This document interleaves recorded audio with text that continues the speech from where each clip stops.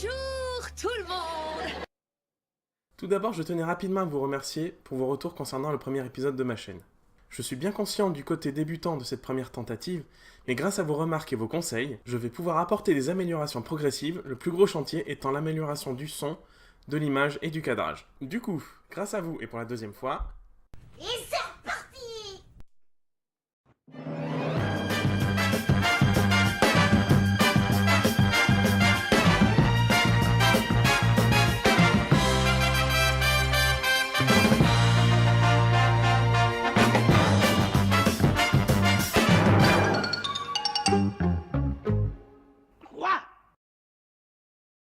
Pour cet épisode, j'ai choisi... Non. Ah oui, effectivement, vous avez choisi, grâce à un sondage Facebook auquel vous avez été nombreux à participer... Non. Oui, bon ça va, vous étiez 12, voilà. Mais bon, c'est le début de ma chaîne. J'en ai marre.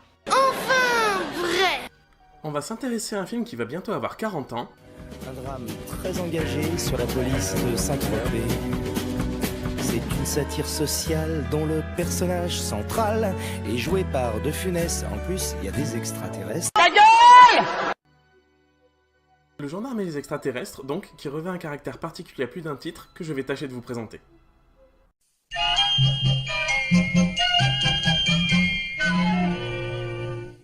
Le gendarme de Saint-Tropez, premier film de la saga, sort en 1964. D'abord peu enclin au principe d'une suite, Louis de Funès finit par se laisser tenter de tourner Le Gendarme à New York l'année suivante. Le succès aidant, et la pression d'être devenu un acteur bankable pesant probablement sur lui, il finit par s'attacher au personnage du maréchal des logis-chefs Cruchot, au point de tourner Le Gendarme se marie et Le Gendarme en balade jusqu'en 1970, et même d'enregistrer une pièce radiophonique, Le Gendarme de Bethléem, en 1965 pour Europe 1. Au milieu des années 70, l'idée d'un cinquième gendarme finit par germer, mais Louis de Funès est terrassé par deux infarctus successifs. Son état de santé est très sérieux, au point où on interdit à l'acteur de jouer à nouveau la comédie. C'est là qu'intervient Christian Fechner, à qui on doit la production des premiers films des Charlots, ainsi que la création d'un duo français équivalent à Sonny and Cher, qui arrive à remettre l'acteur sur les rails, qu'on n'avait pas revu depuis les aventures de Rabbi Jacob. Louis de Funès tourne à nouveau, et c'est naturellement que l'envie de faire un cinquième gendarme se manifeste. On est à la fin des années 70, et le cinéma américain nous a offert des films comme Star Wars, ou Rencontre du troisième type, mais en France, on est encore loin d'une volonté marquée de vouloir faire des films de science-fiction.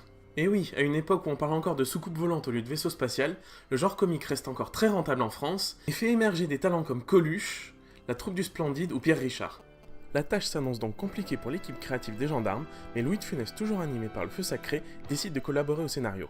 D'autant qu'il est fasciné qu'il puisse exister une vie ailleurs que sur Terre. Beaucoup épaulé par De Funès, c'est Jean Giraud, déjà réalisateur des précédents opus mais qui a travaillé aussi avec Louis de Funès sur des films comme Les Vénards, Pouic Pouic, Faites sauter la banque, Les Grandes Vacances et Joe, qui va mettre en scène ce film.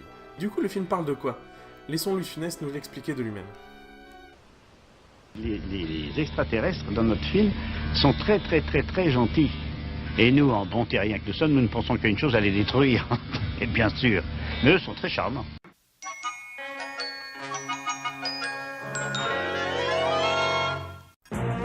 Dans ce film, elle est remplacée par Mariam Auban, il est remplacé par Maurice Rich, il est remplacé par Jean-Pierre Rambal, il est remplacé par Jacques François, et elle est remplacée par Micheline Bourdet. Le traditionnel passage de la cascade de la religieuse reste un peu basique compte tenu de ce que la saga nous a déjà offert et va encore nous offrir. La qualité des effets spéciaux ayant bien sûr vieilli en 40 ans, la qualité de certains maquillages qui est parfois douteuse, l'esprit un peu trop enfantin de certains gags, l'interprétation des extraterrestres sans grande nuance de la part de quelques acteurs pourtant chevronnés, et la cohérence dans le nom du couple Gerbert n'est plus respectée, devenant Antoine. et Cécilia. devenant Simone.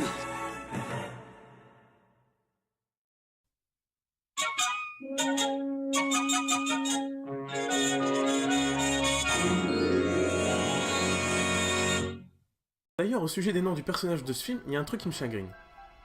J'aimerais avancer une théorie fumeuse au sujet du premier film. Certaines sources prêtent à l'adjudant Gerbert le prénom d'Alphonse, mais au même titre que certains autres personnages du film, je pense que Gerbert n'a pas encore de prénom, il lui en sera donné un seulement à partir du gendarme se marie. A mon avis, le prénom Alphonse qu'on entend à la fin du gendarme de Saint-Tropez, c'est Cruchot qui appelle un des amis de Nicole pour amener les truands à l'adjudant.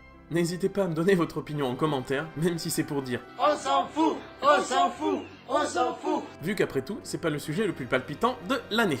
Au casting, on a aussi la présence un petit peu amusante de Lambert Wilson, qu'on connaît surtout pour son rôle du mérovingien dans la trilogie Matrix, pour son rôle de l'abbé Pierre dans Hiver 54, ou encore dans le rôle d'Artus dans Jet Set et sa suite. Je crois que c'est plus tellement inédit, pas mal de sources en parlent désormais, mais bon, je tente quand même. Il n'est pas crédité au générique, et c'est un de ses tout premiers rôles, il avait tout juste 20 ans. Je voulais aussi souligner la prestation de Maria Mauban, c'est une comédienne assez peu connue, essentiellement de second plan, qui a déjà croisé Louis de Funès dans La Vie à deux, un film dont le scénario est le dernier signe mort peu après y avoir mis un point final. Cette actrice, dont ce sera le dernier rôle au cinéma, propose une interprétation très intéressante. Certes, on regrette Claude Jansac, mais la façon dont elle joue un extraterrestre apporte un réel plus à ce film.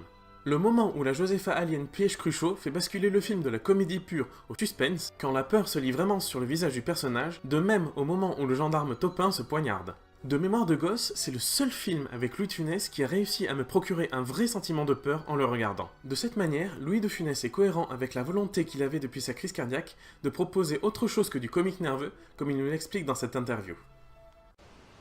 Brutalité, ces colères, c'est un produit. J'avais fabriqué un produit et tout le monde me demandait que de ce produit-là. Les metteurs en scène, tout le monde voulait... Non, énerve-toi, allez, tape plus dessus. Allez, alors si je voulais faire un peu de dentelle, pas de dentelle, plus dessus. Vous êtes moins coléreux maintenant? Ah oui. Oui, vous. Non, puis ce comique-là ne m'intéresse plus. Et je crois que dans L'aile ou la cuisse, justement, j'ai joué, paraît-il, j'ai joué tout à fait autrement. Et je crois que c'est aussi efficace. Peut-être plus. Le film est également plus intelligent qu'il n'y paraît, puisqu'il s'offre une belle tribune pour tourner en dérision l'omniprésence publicitaire. Obsédé. Eh ben j'ai vu un doublé non identifié en forme de Tefal posé sur le formica avec des petits aspirons lumineux tout autour et ça faisait bic, bic. C'est assez visionnaire si on y réfléchit, puisqu'en contextualisant avec l'époque actuelle, de nos jours, la loi autorise la diffusion maximale de 4h48 de pages publicitaires sur 24 heures de diffusion sur une chaîne privée. Les amoureux des lettres peuvent également trouver leur compte en regardant ce film qui verse dans la poésie, notamment dans cet extrait. À la pâle clarté des lampes languissantes, sur de profonds coussins tout imprégnés d'odeur. S'avançant plus câlin que les anges du mal, pour troubler le repos où mon âme était mise. Et la candeur unie à la lubricité donnait un charme neuf à ces métamorphoses. Le gendarme récite Delphine et Hippolyte, extrait des Fleurs du Mal de Baudelaire. Ou encore, il cite le Cid de Jean Racine. 9. Corneille. Ah oui, pardon. Et le colonel interprété par Jacques François nous offre également un beau moment de littérature. On persécute les pauvres passants sans penser aux problèmes que ça posera aux responsables de vos pitreries, pitoyables plaisanteries de poivreaux. Permettez-moi de vous préciser poliment que vous êtes de pauvres petits peigne-cul.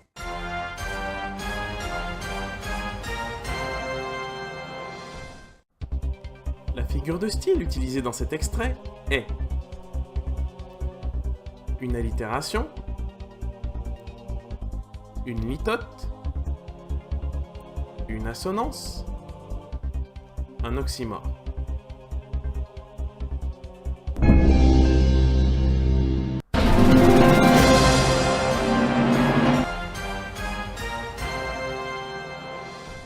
Un petit mot sur la musique aussi. Le film a été tourné et sorti en pleine euphorie disco. La célèbre marche des gendarmes n'est plus de mise, et encore moins le célèbre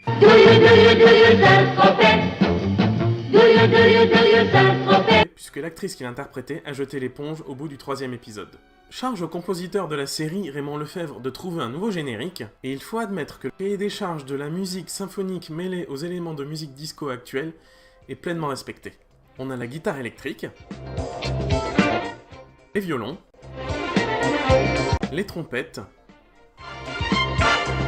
typique de la musique chère à Boney M, Donna Summer ou Dalida à la fin des années 70. Mention spéciale également au synthé, utilisé pour la toute première fois sur les partitions de ce film.